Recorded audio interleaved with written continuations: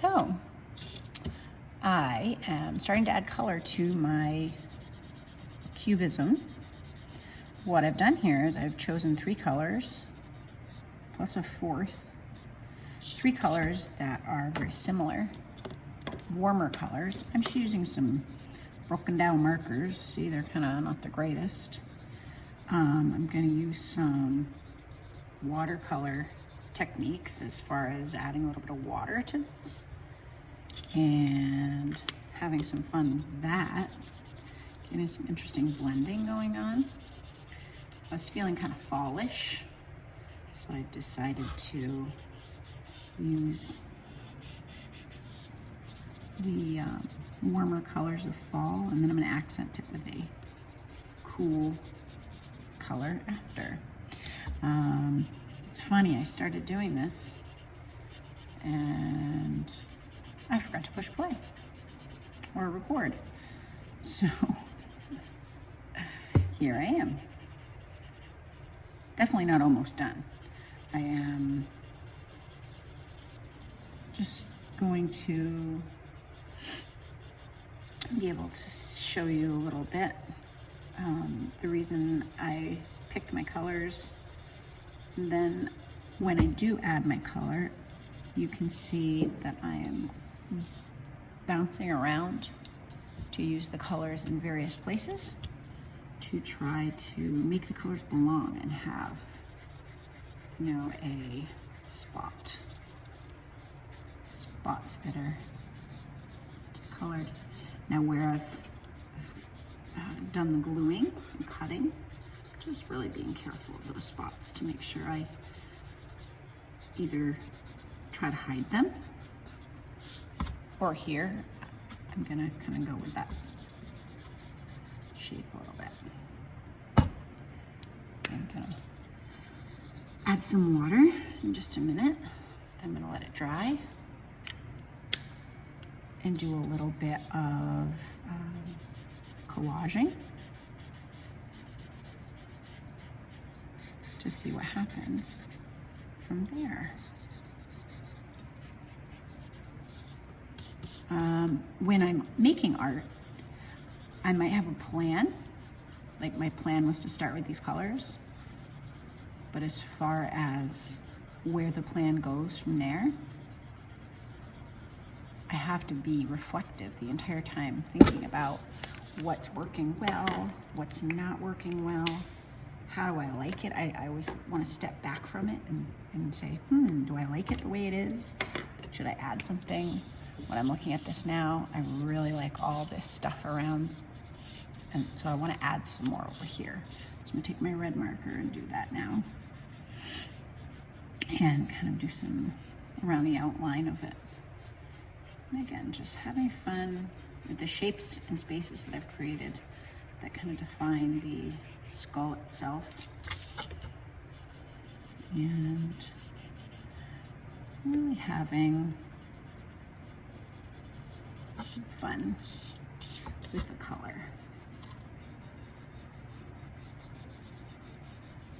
Now where you don't have watercolor in your supply pack because it was on back order, I am showing you this technique if you want some watercolor effects.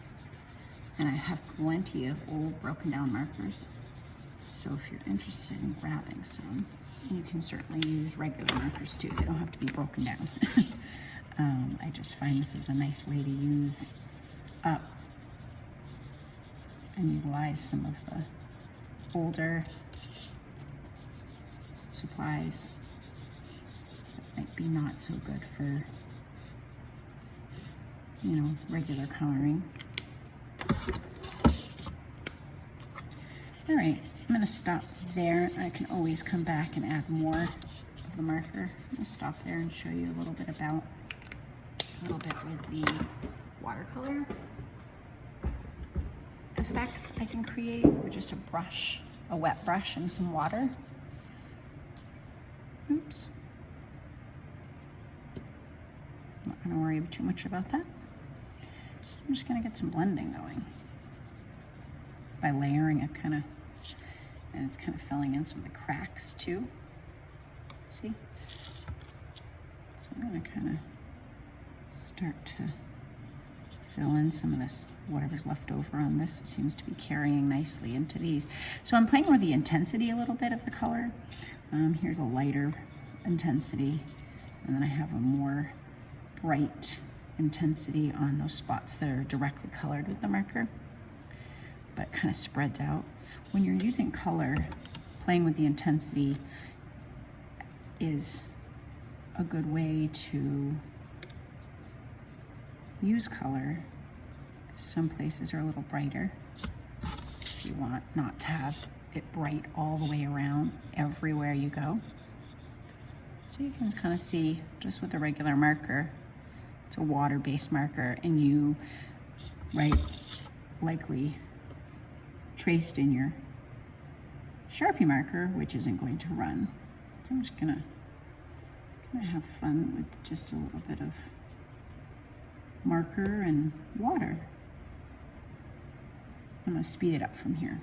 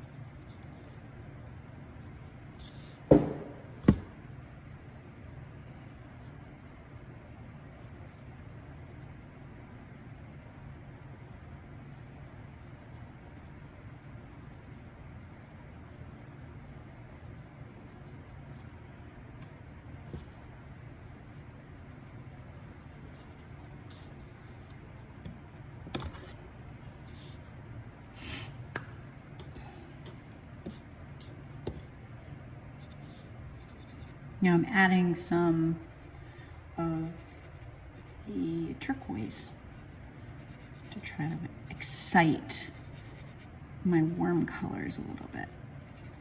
Notice I'm not coloring completely in. I just want to get enough color in there so I can spread it around with my brush. Now it bled a little in there, so we want to maybe wait for the next part. You know, wait for it to dry a little before you go. But you can see it's a little shiny because of the water.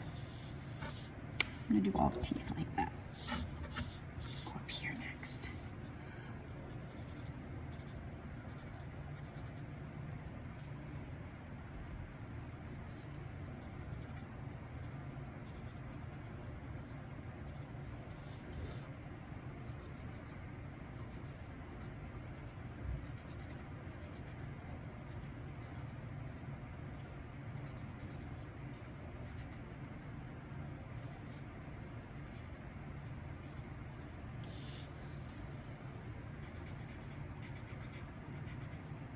I'll use this color somewhere else too. Just want to start with being consistent. So I made a choice to kind of do the teeth.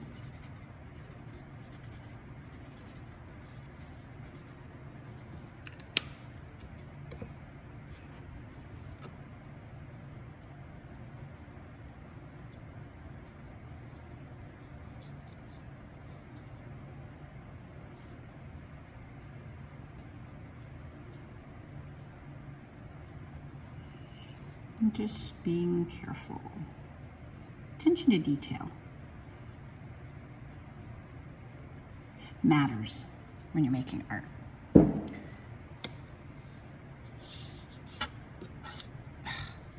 Keep touching it with my finger and I get orange where I don't want it to be.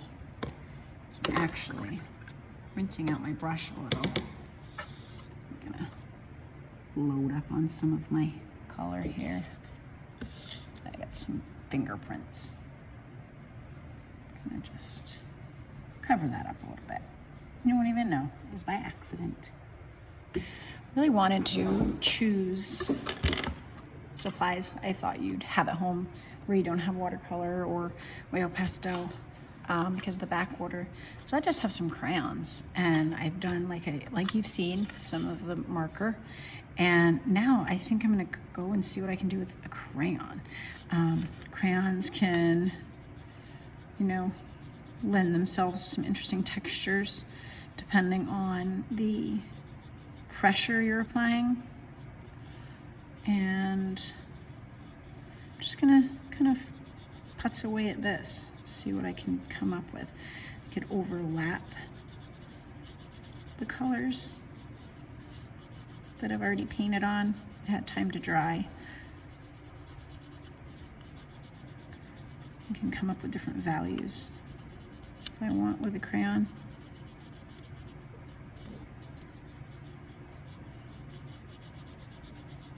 I didn't purposely match my nails to my art, but sweet. So I could, you know, continue to do this.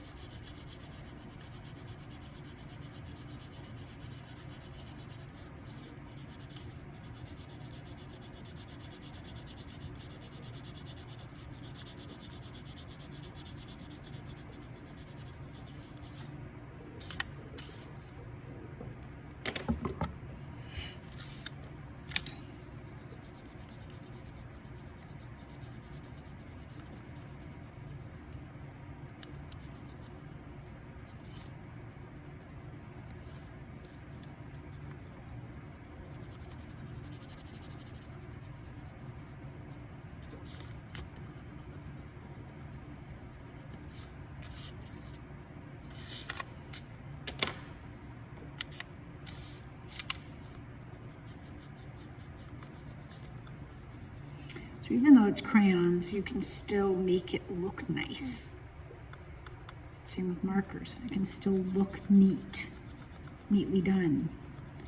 You can still have an attention to detail. You can still color neatly. There's no reason that we have to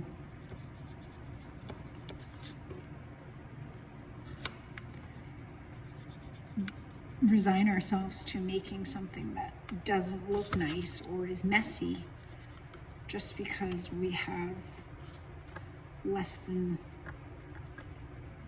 desired supplies. You know, Crayola is generally a better crayon, just quality-wise, so it'll color a little nicer. But down here I use Rose Art. It was fine.